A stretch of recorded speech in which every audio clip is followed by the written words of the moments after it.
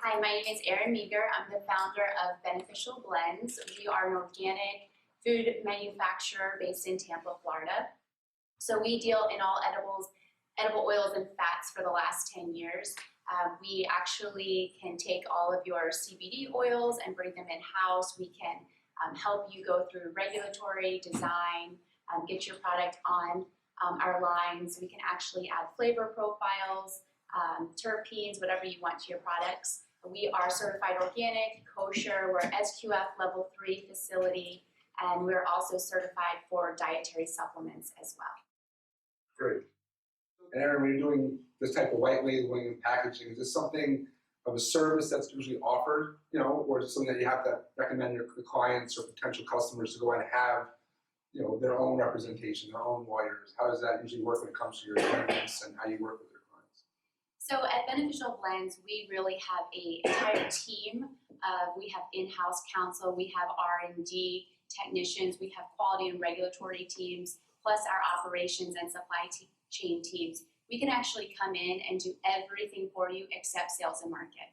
So we could run your supply chain. So if you're going to get jars and labels and boxes made, you don't have to worry about that. If you come with us, we'll do all of that for you and provide a turnkey product at the end.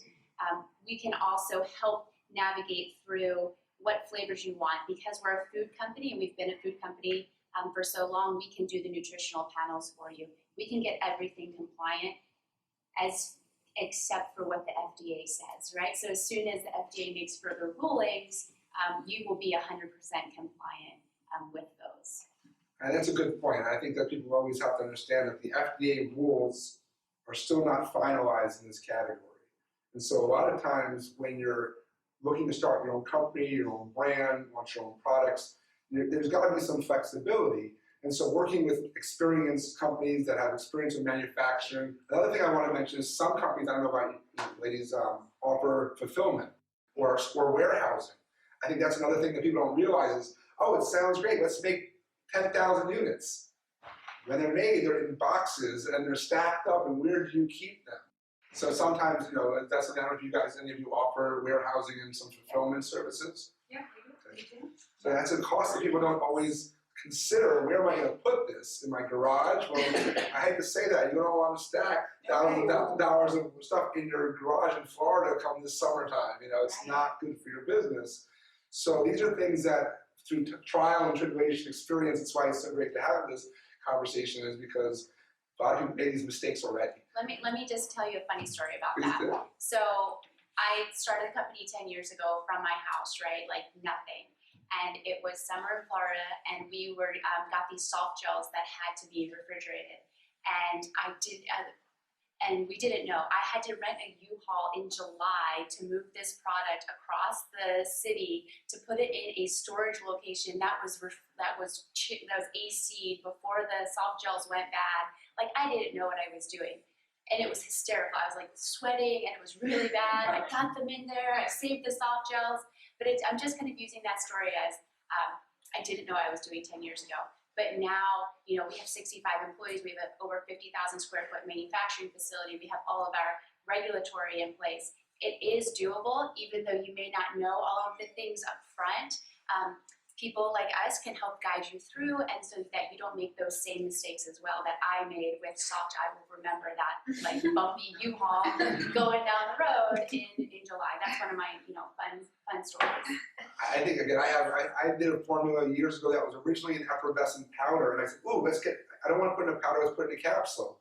Well, it sounds real simple. Take a powder here and put it. No, because the B vitamins that were in it oxidized, they smell real bad, they turn orange, and what I thought was a simple fix or made a new product turned out to be piles and piles of garbage in a large loss. And powder goes everywhere. Yes. So when you're using a powder, it's a huge mess. Right. So these are things, just again, I'm not saying it's a bad idea, and that's why you go to experienced manufacturers, you go to people that understand white labeling business. And then there's the issue, I think, that from a supply side, some people aren't vertically integrated. You're not farming. So it's how about what's going in your product? How do you know your supplier? How do you know if that supplier is going to be consistent? These are some of the times that the relationships that these packagers and white labelers already have established. They've already vetted out where they're getting that hemp extract for you. And they know that when you say, I need 10,000 more bottles, that oil will be there for your product. You don't have to go wonder, where do I buy it from each time? And these are some of those things I think that, you know, we don't really recognize that, oh, the second order is going to be a different product than the first order. It come from a different supplier, it's going to be a different COA, different percentages. These are things that start to hit you behind the scenes. So, and to pick up on that, because that, for those, you actually have your food product touching the inside of the vessels. It's called a food contact surface. So your manufacturers actually have to have certain certifications in place that is a proper container to put food contact into. And if they don't have those certifications, which I'm sure you're not getting off of Alibaba, you actually could have contamination. And then that's a food safety, food defense issue. And the FDA is huge on food defense. And so with an approved supplier program like we have, we vet all of those things top to bottom. We require like 15 pieces of documentation before anything, including jars, even labels, corrugated, can even come into our facility. They have to pass these strict requirements. and that's really key also. I think as more and more of this industry expands, certain certifications in facilities are looked at more and more. And if you're not in a position to start your own manufacturing building and set up all the requirements to be ISO certified and this certified and have all this, that's when it really helps to make, you know, relationships and have co-packers and white labelers. And, you know, again, you don't necessarily have to reinvent the wheel here. That comes down to your brand and your story. And even that, I want to say from experience too, you don't have to have the most perfect product to go to market. You can start that small run and learn from that, right? I think that's something the lesson I would say. Everyone tries to make the biggest run and the most perfect end product, and then they realize they need to tweak it, or they change a label or something. That's okay. It doesn't. You don't have to be perfect out the gate with a white label product. You just have to have good follow through, good execution, know that your product meets all these standards. That's really important. What we're saying is that there's a lot more thought that goes into this, and there's support there for you to figure these questions out. So with that in mind, I want to open up a chance. If anyone has any questions, let's take a little break and get a little interactive to see if you guys have any specific questions while we have this insight here on the panel. Any questions? Sure. Food safe containers, does that apply to raw flour as well? When you're asking, does it apply to raw flour? Does that mean where what your vessel you're putting the raw flour into? Right, for the retail sale. Yes. So any food contact. So food contact is your jar. Food contact would be your lid. All have to have a statement from that manufacturer that talks about the safety and what they've done to protect those products to be able to be food contact products. Okay, and that would be like in the manufacturing process, making sure that, you know, in the glass or whatever, they didn't use lead or some sort of Right, thing. yep. Mm-hmm. It's a statement that you get from the manufacturer of those products. And then some products from China, I mean, is it typical that you can use them to put your product into, or is it a common thing that you wash everything before you use them? So in oil specifically, you do not want to wash because water and oil don't mix, and you're opening yourself up to a food safety issue then with contaminants. So what we do is we do an air clean. So every single jar that goes through our line, we have filtered air that we have to do micro testing on that goes in and cleans out every single jar before it ever touches our line. And so that's how you actually clean products that are going in an oil facility. It would be different. Some different manufacturers do use water to clean. They'll do a water rinse, but that depends on the nature of food that they're using. But in the oil industry, you do not mix oil and water.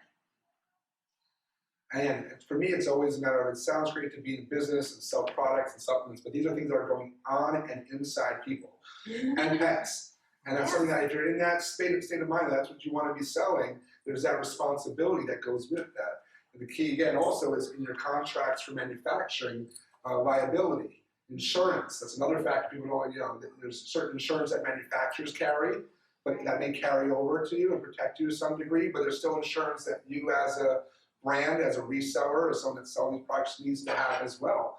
And sometimes these are expensive, and if you want to get into some of these retail stores, they require you having a certain limit, a high limit of insurance in order to cover their backside as much as your own. And so this is why you've seen a lot of the companies, the bigger companies like Whole Foods, being hesitant to bring in CBD or hemp extract in the oral form, and they're kind of slowly starting to take it on from a topical standpoint. And some in Florida may become growers. I mean, this is an industry that's just about to wake up and open up, and then realize there's challenges with growing, and there will be some challenges in growing in Florida in this climate, the humidity, and then drying the product.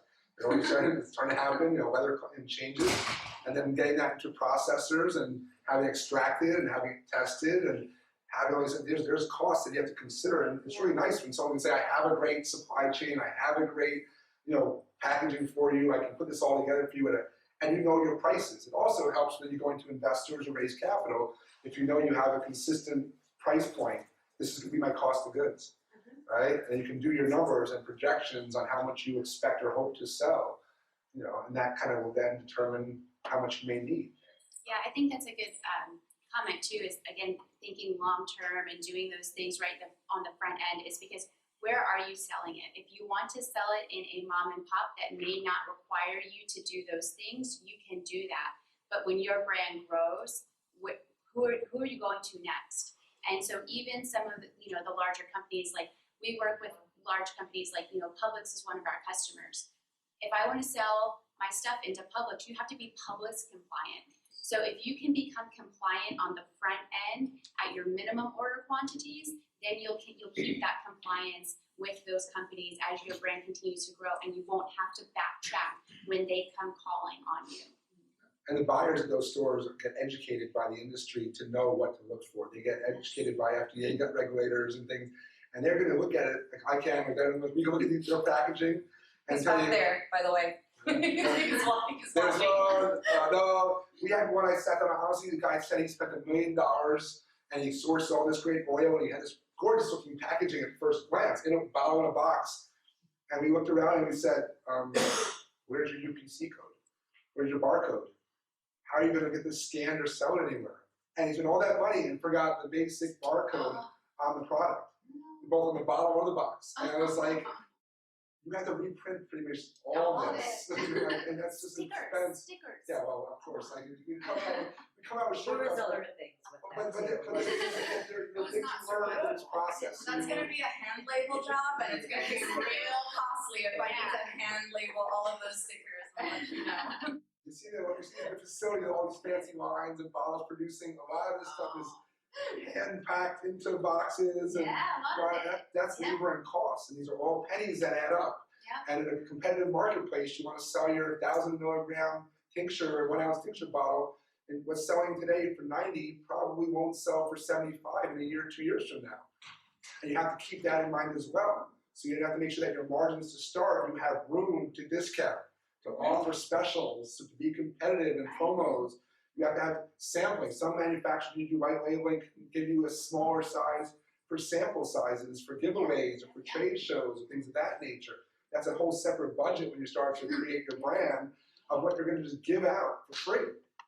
You have to have that considered. So these are things that are, a lot of them thinking in my head as a head speaker, we're all thinking like, what else could pop up that you're not really Yeah, and to talk about, since we have a food brand in the marketplace as well as being a manufacturer, those discounts, man, they get you. So as soon as you start selling through true distributors, the distributor makes their money not by selling your product, but by charging you back for your own product. It is an expensive game, and so you have to make sure that you have that in your cost of goods analysis and sale price analysis. Please put like 40 to 50% for your distributor at least up front when you're doing your margin analysis, because they will charge it back to you, and it hurts. It's painful. Yes. Could you talk about the numbers starting from, say, like the producer or owner of the brand to distributor to wholesaler, and then the retail price? Sure, I'll start and then you guys add in what you see. So again, being in the food sector, of what I generally see for something that you buy off the store at Whole Foods, what I do is I work backwards, actually starting with my shelf price. So if you know where your competitor is at, or where the the national brand equivalent is at in the store, start there. So say it's $4 and you want to be $4 on shelf, then you need to take 30 to 40% for that retailer. So then take 30 to 40% off for the retailer. Now take, like I said, you should put a lot in for your distributor, but even if you put 30 to 40% in for your distributor, which is cutting it close, then that's the price that then when you go down, that would be the price that you're buying it from your co-packer potentially. And so then the co-packer is going to be less margins. Co-pack margins could be 15 to 20%, and then that's where your cost would be. So from $4, you need to be an all-in cost of like $1. And Are you talking for complete product? can finish good product. So finish good product of like a tincture, or if you're going to sell a tincture at retail for whatever it is, you have to work backwards. That's how I like to do it. So that everybody in the supply chain gets their dollars, and then you can always negotiate along the way. But that's just a general rule of thumb when you're trying to price out your products. Yeah, no, she said it best. I don't really have any. Even your retail to wholesale in some categories could be up to 50%. Yes. Yeah. And so, some of these buyers say, okay, you've got this brand, this brand, this brand, this brand, this brand. They're all retail at $79.95. Which ones am I going to carry? Are the ones that cost them $50 or the one that cost them $42? Because that's just, they think they're going to sell 10 bottles a week anyway, what's on the shelf. They want those extra dollars. And so these are the games that are going to be played between the market, and you have to figure out your margin. And the worst part is when you don't calculate it right, and then you can't. And then you have sales and marketing, and then you have to add in broker fees too. So those are two additional things that you have to keep dollars aside for as well.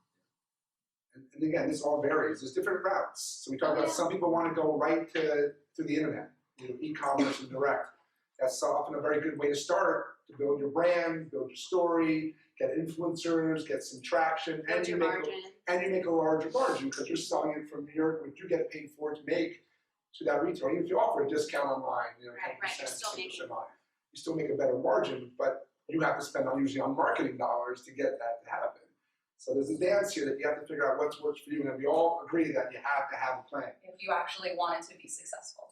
And that's what we were talking about, Erin. We were saying all these pitfalls and challenges, and if she had heard that 10 years ago when she started her entrepreneurial venture, maybe would have hesitated a little bit. But that doesn't mean you can't be successful. We're saying you can be successful, Absolutely. but we're trying to educate you that there's certain steps and certain things to be wary of and plan for, so you get ahead of that versus being caught reactive. So again, another story, I went to Expo West 10 years ago, and I went to an educational event like this, and I specifically went up after the event and got all the speakers' cards, and I hadn't launched my product yet, and I was like, okay, it took me 9 months before I launched my product. I called the people back on the speaker, and one of them was, she has a hugely successful brand. I was like, okay, what do I do next? Like, who do I need? I need somebody to sell for me. And she gave me a list of 3 industry experts, of which I then went and hired one as my VP of sales at the time. And then I just kept going back. Don't be afraid. People are more than likely going to help you, and especially with like LinkedIn and things like that. It's amazing who you can connect to now. Yeah. Part of the reason why I come out to these events in general is to educate and to bridge and just to drive them to professional support. Right. Because I've been there, I've made mistakes, been doing natural product supplements for almost 20 years. I've seen those brands and that startup entrepreneur with a small little table with the first couple of products blossom into selling their company for $200 million 6, 7, 8 years later. Was it easy? No. Does it happen to everyone? Not at all. But it does happen. You have to be realistic and have certain goals and try to aim for those milestones and be successful and execute and then go for the next one. It's just constantly just striving to go up and up the ladder further and further. And not want to put in, it's not worth it going up. For sure. And then that goes with the certifications that you have. I mean, there's USC Organic is getting more and more popular in the hemp space. That's something to maybe look ahead of. You have the US Hemp Authority. You have other organizations trying to create standards. In Florida, you have a whole traceability program that's pretty unique, but it's what the customers and the patients they want. They want to know where they come from. So if you have those kind of QR codes on your packaging that direct to where the material came from and who packaged it and the manufacturing date, today the consumer is becoming a lot more savvy and they have smartphones to find out more about your company and your product. So have a good story, have good materials, and work with real professionals. It's really the key to be successful, I think, versus winging it. Yeah. Anyone else have any questions? All right, so as a doctor, I want to make a comment because one of the things that I see is, first of all, when you come up with a brand name, go and do some legal searches. Make sure you can actually have the rights to that name. I've seen a lot of companies start up with a lot of money, print up packaging, buy URLs, do all this stuff, and then find out that there's a conflict with their brand name, they can't use it. So that's a really big step before you even start putting a lot of money down that pipe. For me, I meet a lot of doctors that want to do white labeling. And so I always try to say, be creative, come out with your own brand name. Don't make it Dr. John's CBD. I said, because Dr. John could be an orthopedist, but he didn't go to school to study CBD. So I recommend saying, come out with a better name or something, be a little more creative, and just make it Dr. John, because Dr. John should be your orthopedist, not your CBD expert per se. He should be looking for the best CBD brands. And he could be the white label guy that makes it, but it's still a matter of how do you present to that customer, right? It's really a key component here is make sure you have a story. If you don't have a story, do something unique in the packaging. You got to have something to differentiate with all the other companies that are on the market. And then talk to packaging people, talk to your suppliers, say, what can I help you with? I need something special or innovative. That's what I do for companies is give them a little secret sauce or give them a little bit of a story that's a little different from the other guy. Because you have to differentiate yourself in this crazy marketplace. In today's social media world, that's a big, big component to really being successful in your brand. So it wasn't 10 years ago or so. It wasn't, it was just getting started. So wonderful. You guys have any last points of tips? Yeah, I mean, again, just do your homework. Anything's achievable. I'd love to hear the success stories across the industry, but just ask questions and you guys will do really well. There's a lot of people out there to help you with things. Yeah, don't expect to be overnight success. This is work. It is work.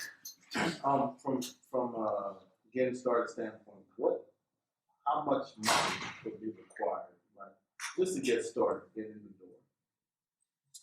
Again, I think that's a really interesting question. There's a scale, right?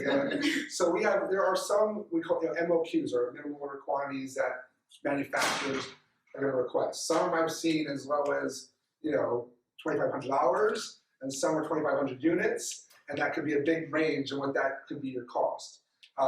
So that's again where you need to find the right level for you if that's a concern. To say, what can I do or how comfortable you are with your formulas. If you're just taking someone's house formula and putting a new label on it, that's usually a little bit easier for them versus doing some customization or adding different ingredients or modifying it to a degree.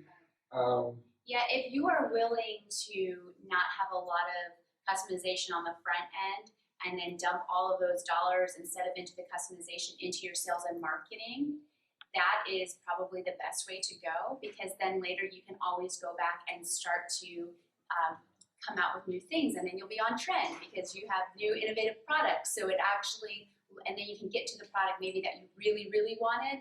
But if you can take what the manufacturer already has in stock, readily available, especially Ella is great with those small order quantities, that's going to get you in the door, and then you can drop those other dollars into the sales and marketing part and really build, and then come back and ask for bigger and better. Yeah. And then number of SKUs too, I think is a big thing. Some people want to start with a catalog, 10, 12, 14 products, individual SKUs at once versus maybe 1, 2, or 3 and just focusing on them and really putting them out in the market and getting traction on those, because you can always add more once you have revenue. You can build your brand that way. Yeah, and I would just say too, as you really start to look into it, if you have 3 products that are in 3 different categories, once you start getting beyond the mom and pops, it's going to be harder to keep those products alive because you're talking about different category buyers within a store. So if you have a capsule, it may not be the same person that's buying for your tincture moving forward, depending on where the FDA says. So you might also look at how you can really keep your line clearly defined in one category, because the reason why people want 3 is they want 3 on shelf right next to each other, because then you create a little brand banner for yourself. So if you can keep 3 products kind of in the same category, that will help you as you grow as well, instead of trying to be the, I don't know, the shot person, the energy shot person over here and the capsule person, you might not end up in the same space as you continue to grow. Plus, if you're using the same type of product, you have 3 of the same size bottle across 3 SKUs, now you can get a better price and a better production value than if you have every different product with a different size box, a packaging label. Each of that costs money to produce. So again, sometimes the simple start off is the best start off. And I know, it's tempting to want to go crazy, and believe me, I'm that guy when it comes to innovation, but I have to now work with clients and say, okay, but where can we start and get traction and then build from there? This is definitely a marathon, not a sprint if you're going into a CPG type of product company. Any more questions as we're wrapping up? All right, you guys were awesome. Thank you very much. Thank you. Thank you.